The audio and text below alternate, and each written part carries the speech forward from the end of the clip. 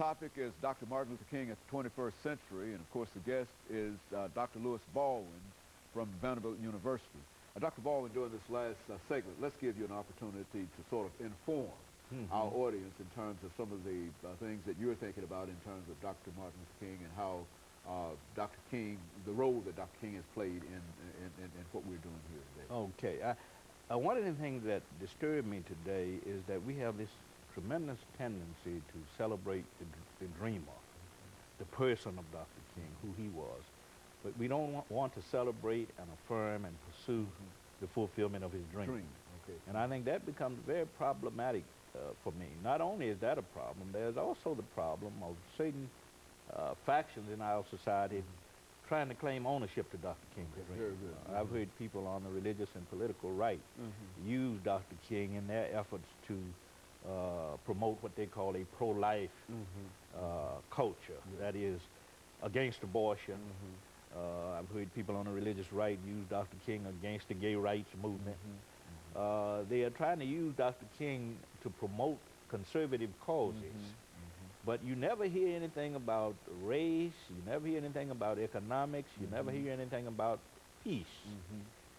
So they have a very limited perspective on Dr. King. I think there's the need today to recapture a sense of who Dr. King was, what his dream was about, and the kinds of tactics and methods he employed in the pursuit of that dream, and the fulfillment of that particular dream. So the problem today, I think, adds up to a distortion of what Dr. King was, what he was about.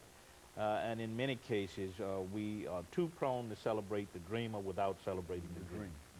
You know, Dr. Baldwin, what we always try to do is to have our guests to say something that would be beneficial to the young people, because of course not only would it be beneficial to the young people, but older people as well.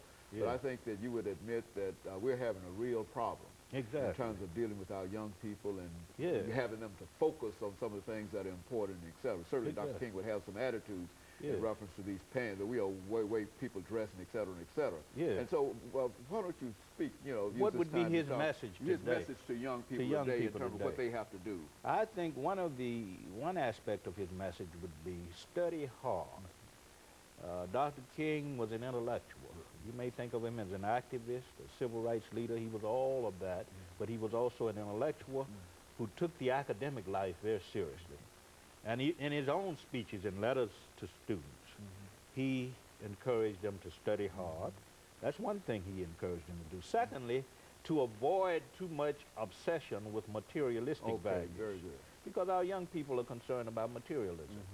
The price of clothes, the price of our sneakers, expensive clothes, expensive jewelry, that kind of thing. Dr. King was not about that. He said that materialism shouldn't be very important in our lives. We all have things, we all want to own things, but spiritual values are much more important. Moral values are much more important. We have to learn how to live in relationship to our fellow men and women. We have to learn how to make contributions not to just the uplift of ourselves, but to the uplift of all people. And we need to think in terms of the other. Dr. King often said that the first law of life is not self-preservation, it's other preservation.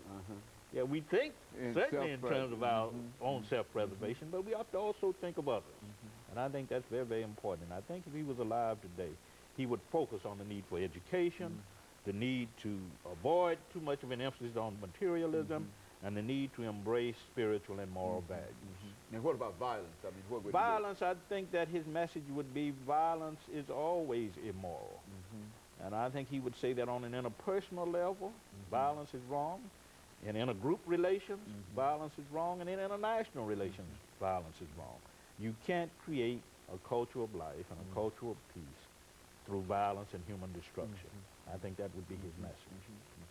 You know, Dr. Baldwin, Dr. King has had such a tremendous impact upon not only our generation, but upon other generations. And I think what you've indicated now is that that impact will probably continue on into the 21st century, primarily because there's something that Dr. King stood for. Is that what we're saying? Yes, yes. We're saying that there is a certain timelessness about his teachings and about the kind of issues he raised.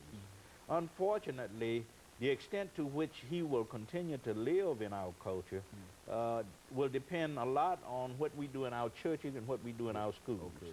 Unfortunately, little attention is given to Dr. King in our schools, and little attention is given to him in our churches.